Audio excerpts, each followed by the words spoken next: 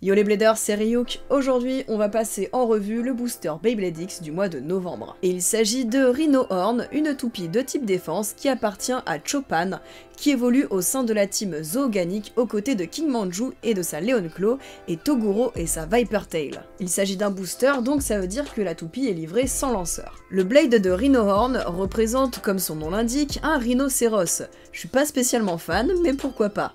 Sa forme ressemble à un petit caillou et me fait vaguement penser à Bandit Golem de la série 0G. Ses reliefs sont assez gros mais bien lissés par endroits, ce qui devrait permettre d'encaisser les attaques. Par contre, niveau aérodynamisme, toutes ces excroissances risquent de gêner la conservation de l'endurance. A noter aussi que le diamètre global est bien plus petit que celui des autres blades sortis jusqu'à maintenant. J'ai hâte de voir la conséquence en combat. Pour le Ratchet, on a 380, déjà apparu sur Night Shield. Il possède 3 points de masse et une hauteur de 8 mm et se classe parmi les plus hauts de la série à ce jour. En ce qui concerne le beat, on a une nouveauté, Spike.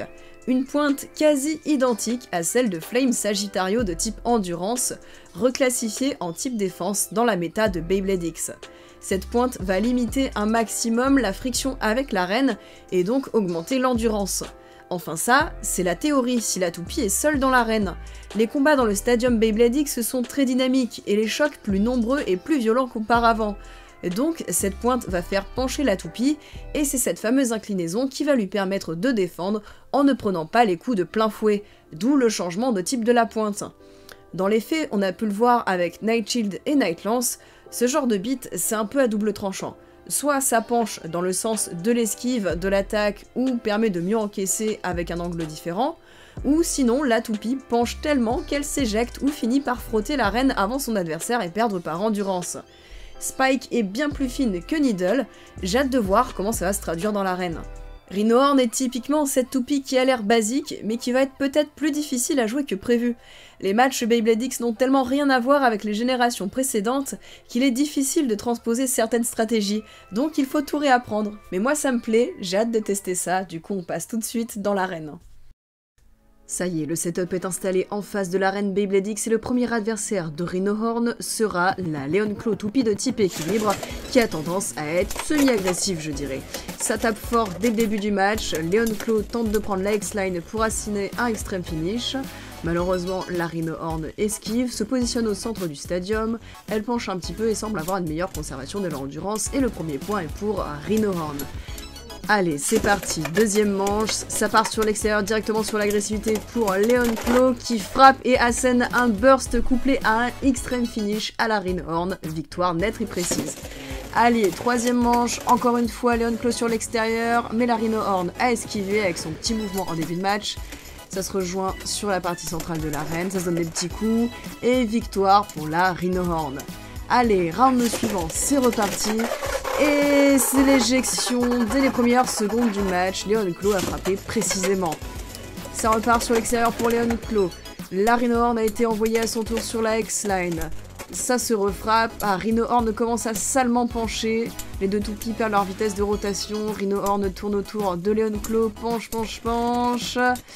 Et la victoire est de très peu pour Rhino Horn à quelques secondes près. Allez, cette fois-ci, Rhino Horn va affronter un adversaire un peu plus agressif, la Dransword dans son combo stock, dont les performances ne sont plus approuvées. Allez, ça repart très vite, bien sûr, avec la Dransword qui tente de prendre la X-Line. Elle la prend, mais ce n'est pas suffisant vu que la Rhino Horn n'était pas sur sa trajectoire. Maintenant, elle lui tourne autour.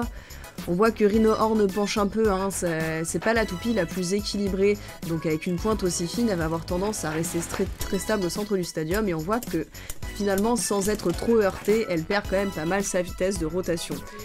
Allez, deuxième round contre Dransword, ça repart directement sur la X-Line en direction de la extreme finish, mais Rhino Horn n'était pas sur la trajectoire. Ça se donne des petits coups, ouh, celui-ci était très violent, Rhino Horn ne se n'est pas remis, victoire de Dransword.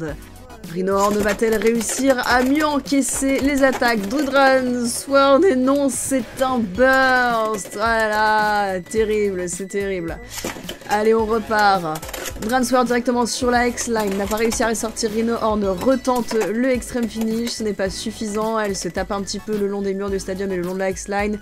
Rhinohorn au centre de l'arène tente de survivre aux assauts de Dransword qui, même si elle n'a plus beaucoup de vitesse, continue à taper très fort. Les deux toupies se déséquilibrent et victoire de très peu pour Rhinohorn par endurance. Allez, dernier round.